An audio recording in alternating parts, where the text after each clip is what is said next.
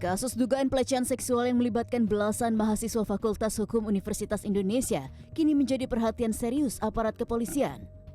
Polda Metro Jaya melalui Direktorat Tindak Pidana Perlindungan Perempuan dan Anak serta Pemberantasan Perdagangan Orang atau Ditres PPA PPO telah mengumpulkan sejumlah barang bukti terkait perkara tersebut.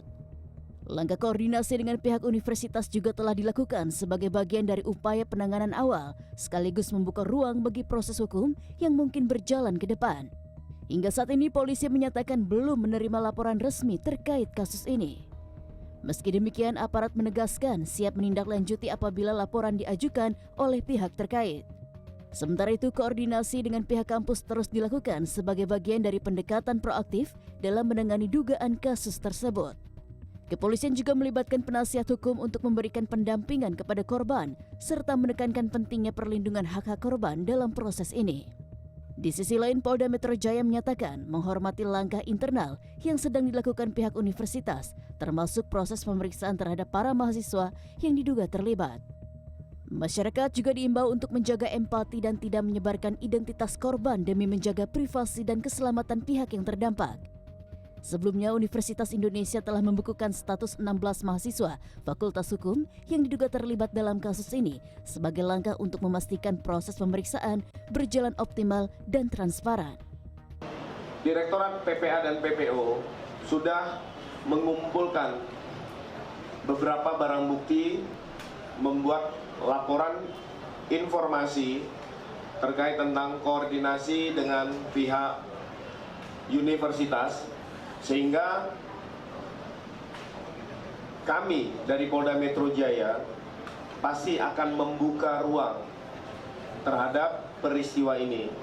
Tapi kami juga akan menghormati secara kelembagaan bahwa kampus universitas sedang mengambil langkah tahapan-tahapan secara internal.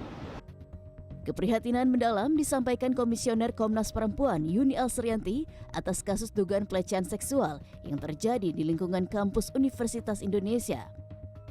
Menurutnya, peristiwa tersebut menunjukkan masih adanya persoalan serius dalam budaya sosial, khususnya di lingkungan pendidikan tinggi. Yuni menekankan bahwa pelecehan seksual termasuk yang terjadi melalui platform digital atau percakapan kelompok mahasiswa seringkali diremehkan dan dianggap sebagai hal biasa. Padahal tindakan tersebut merupakan bentuk pelecehan seksual yang bisa berdampak serius bagi korban.